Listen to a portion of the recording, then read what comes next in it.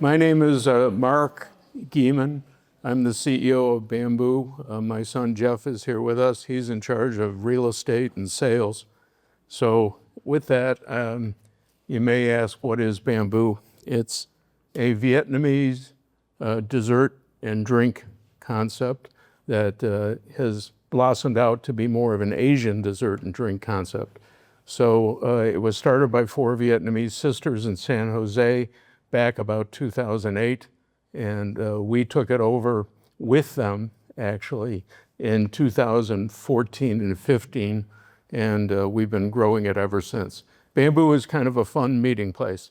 We have coffees and teas and a very, very good dessert drink called chea, which almost nobody knows about. It's a Vietnamese dessert drink. It's made with fresh coconut milk and avocados and good, healthy, vegan drinks.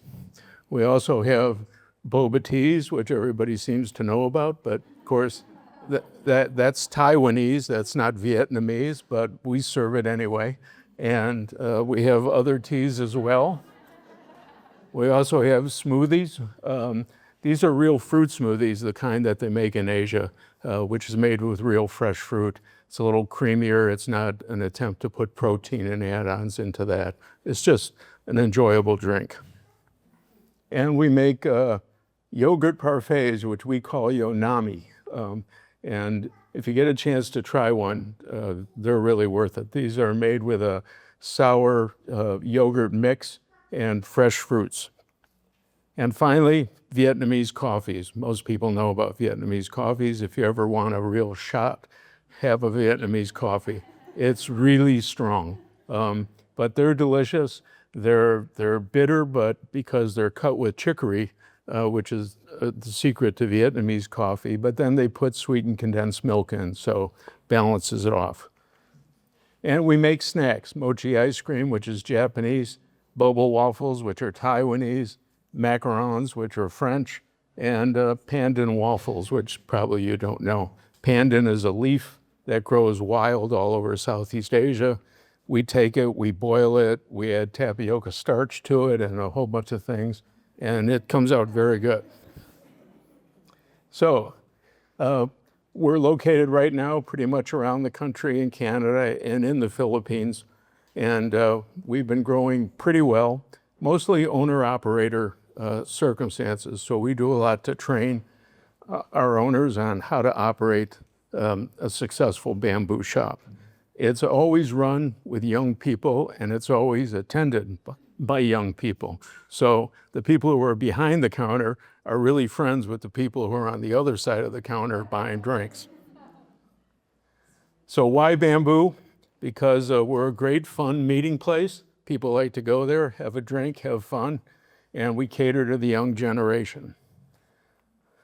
So recently, I was called and asked if I wanted to make a presentation to the board of Walmart about why Bambu should be in Walmart. And the quick story about food use in Walmart is that it always traditionally had been a McDonald's or a Subway or a Charlie's cheesesteak or something like that. And Walmart had conducted a study during the pandemic when a lot of those stores had closed. And the purpose of the study essentially was, who's our future shopper and what do they want? And so they came up with this idea to have JLL, which is Joan Lang LaSalle, one of the largest worldwide commercial brokers, go out and find what the future Walmart shoppers want. So somehow they found us. And so I made a presentation to the board and was pleasantly surprised. About 2 weeks later, I got this letter saying, you've been approved to go into Walmart locations, and attached is a spreadsheet of available locations.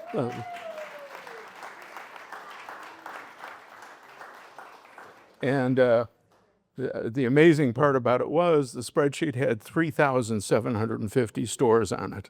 So it's a little big of a bite for us. But we're going to try and figure it out as best we can. The Walmart opportunity is really very special for a different reason. from an operational point of view, we're very, very concerned with the bottom line for our franchisees. And really, there always was only one controllable cost, and that's labor.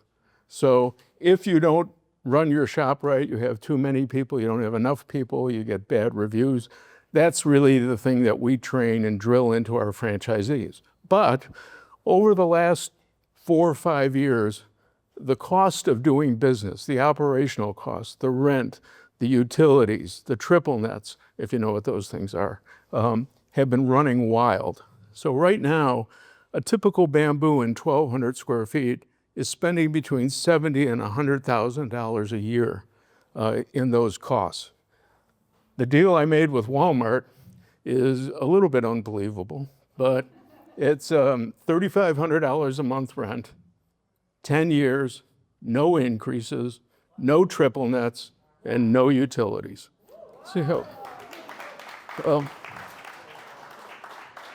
So Walmart either wanted us badly or we made a good deal, but who cares? The opportunity for us in Walmart is tremendous for our franchisees because we've essentially capped his operating expenses. And if nothing else, if they operate just like a typical Bambu would operate in a strip center, it's saving $40,000, $50,000, $60,000 a year. And over a 10-year period, that's a lot of money. Plus, most of you know all your leases have 3% increases in them yearly, and you're always arguing, or it's fair market value at the end of 5 years, or whatever it is. So this has really presented an opportunity for us, and we're talking to a lot of people who want to take an area of Walmart's and develop them up. We know how to train you, we know how to distribute the products, and we know who likes our products. Interesting, I've been sitting in Walmart's because the one thing I didn't know was, is the Walmart customer our customer? And I found that Walmart's are about 70 or 75% female, so is Bambu, and about a third of the people that walk into a Walmart have kids. And every kid in America knows what bubble tea is. So we think there's a real interesting future here and opportunity for Bambu in Walmart's, and that's really the focus of our presentation.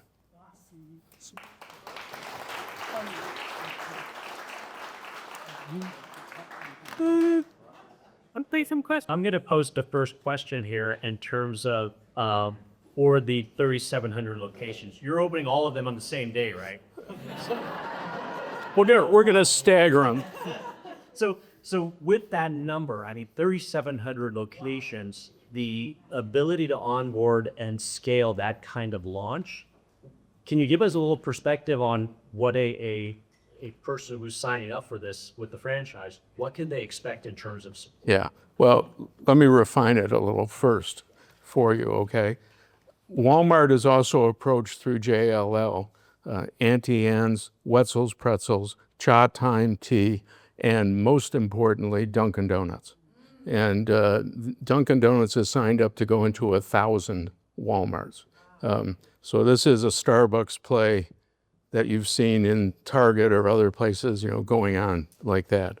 The list changes month to month, what's available because some get taken and so on. So it's a little hard to say 3,700 stores. What we're really doing is we're aggregating. We're looking at demographics of the stores we're building right now in Colorado and Illinois and matching them against demographics, groups of stores in Nashville, in Austin, in Houston, places, Las Vegas, places like that. And we're looking for investors who can handle a build out of 4, 5, 6 stores, 10 stores. Interestingly, the cost to put a Bambu in a Walmart, because these are food uses already permitted. This is an upfit. This isn't a, dark vanilla shell or a gray shell or any kind of big build out like that. It's about $150,000 equipment all in to put one up. So that's how we're focused right now. So we'll take one more question. Okay, excellent. So going back to what you said, Mark, fantastic presentation. So you were talking about how labor is essentially the main linchpin in the situation.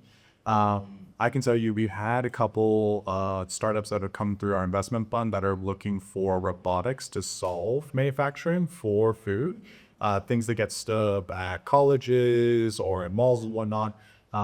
And also understanding that Walmart being the primary consumer, and when now we have direct to consumer on Amazon Prime, which everybody else loves, how can you stay competitive when essentially there are competitors who are moving away from the labor model into something that's more hardware and robotics?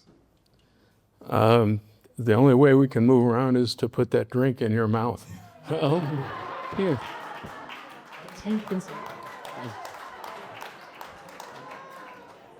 I mean, that's a fresh cut coconut or a fresh cut avocado that's made. And Put your mouse. I think that's a good way to say it. all right, thank you.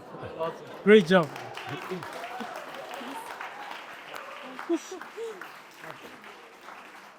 Great, good luck, man. Oh, yeah, thank you. Okay.